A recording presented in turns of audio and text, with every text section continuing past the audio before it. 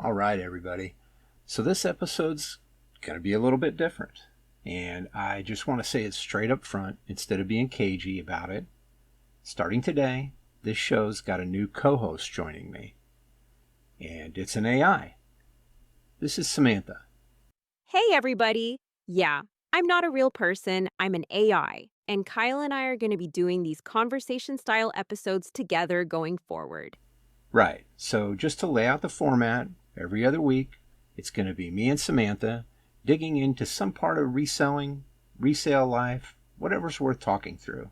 And since this is the first one, I figured the honest move is to actually get to know you a little. For real. Not just reading questions off a card. Yeah, let's do that. Yeah, tune in, you know the name now. Hawk picks, we running the game now. From the thrift to the flip, watch the profit stack.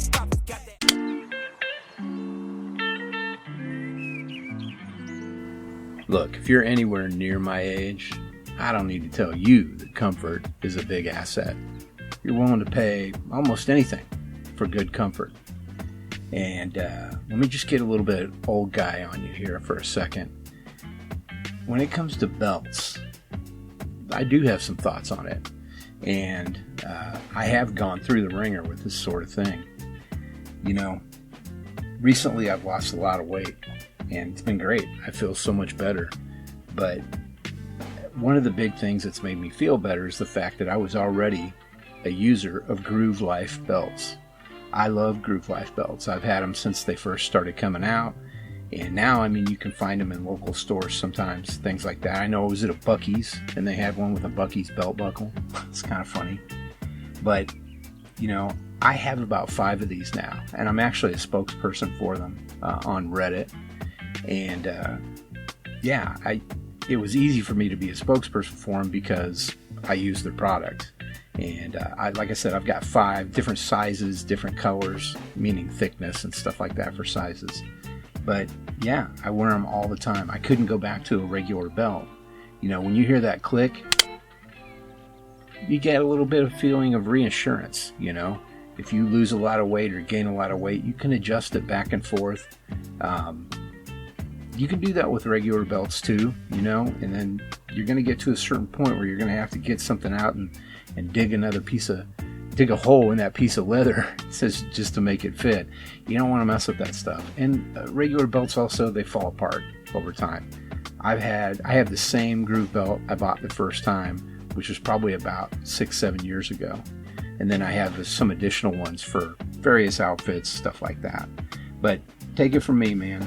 If you use this link that I got in the notes here, you'll be able to go check it out. You'll get a discount on it. It helps the show, all that stuff. Everybody's happy. Trust me, you're going to love it when you hear that click.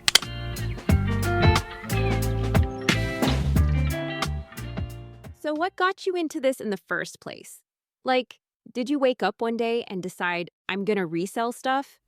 Not exactly. I was watching a bunch of YouTubers who'd go into thrift stores and garage sales, and they find these DVDs, Blu-rays, games, VHS tapes, stuff that's worth way more than people realize.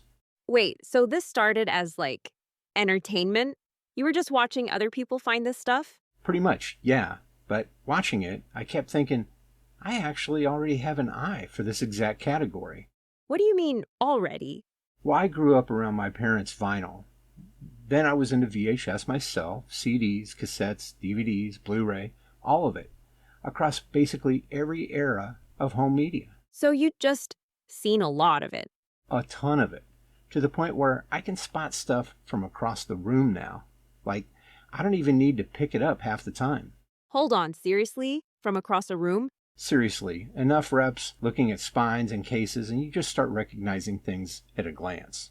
Okay, so it wasn't really, I want to make money reselling. It was more, wait, I already know this stuff cold. Exactly. Mix that with just liking the thrill of digging through a bin or a shelf looking for something good, and it just clicked. I could actually do this. That's kind of a good origin story, honestly. Most people start from zero, but you started already knowing the material. So it started as just media then? DVDs, VHS, all that? Right.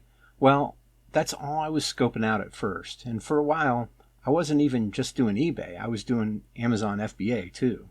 FBA, like sending stuff into Amazon's warehouses? Yeah, that one.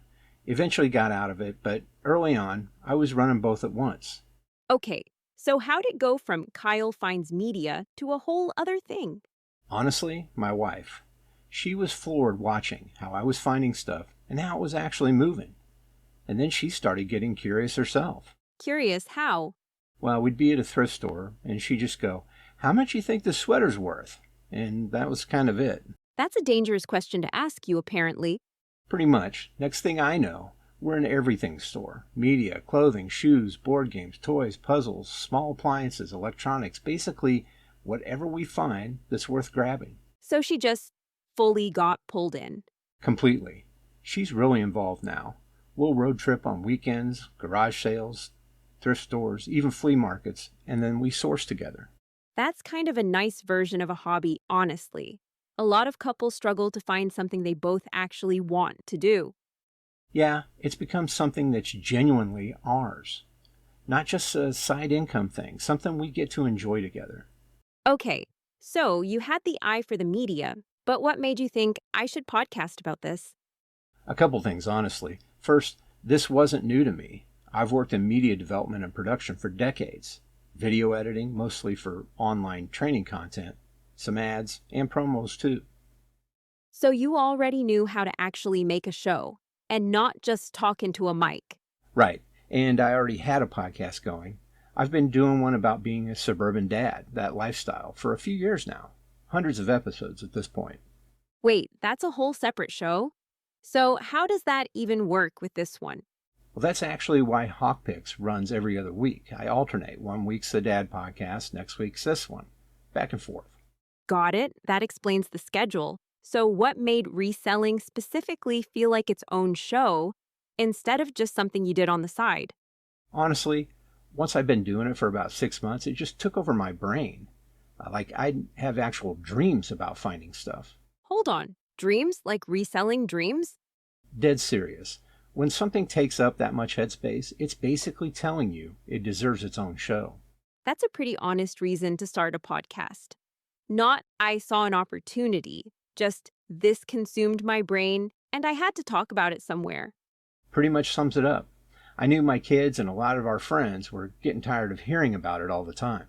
Okay, so before we go further, I keep hearing you mention segments. Walk me through those.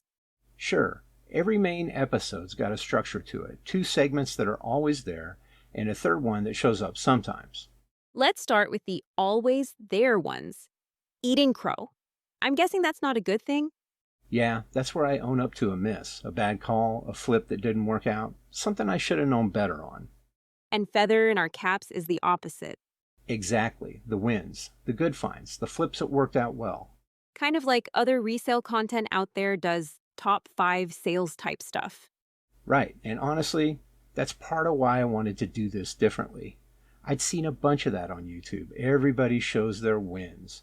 I wanted to show the stinkers too, not just the highlight reel. Okay, that tracks. So where'd Fly the Coop come from? That one's new to me. Well, that one's actually mine. It's for an item that isn't necessarily a win or a loss money-wise, just something I'm genuinely happy to see gone. It might have sat forever, it might have been a pain to store or to ship. Whatever it is, sometimes it's just a relief to watch it go. So it's less about the profit and more about the peace of mind. Pretty much. Wait, did you come up with all 3 of these yourself? Not entirely, actually. The first 2, Eating Crow and Feather in Our Caps, I worked those out with Claude, brainstorming names for segments.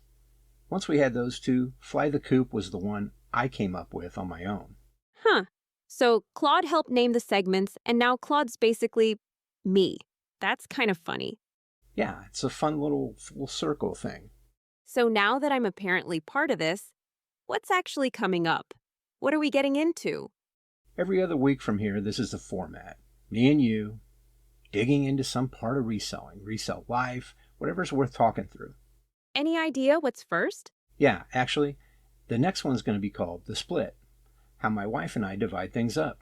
I do media, electronics, appliances. She's more clothing, shoes, some vintage items, and honestly, just whatever catches her eye. Oh, interesting. Since you just told me the whole everything store thing, so there's actually a system under that. Kind of. Hers is less about a strict category and more about what she likes when she sees it. All right, I'm into that already. Honestly, for what it's worth, I've always been into this stuff from a distance. Never actually done it myself, but hearing about it, seeing what people find, this will be fun to actually get to talk about regularly instead of just watching from the sidelines. Yeah, glad to have you in it. All right, that's it for the intro. We'll catch everyone back here in 2 weeks for the split. See you later. Leaving the rest behind.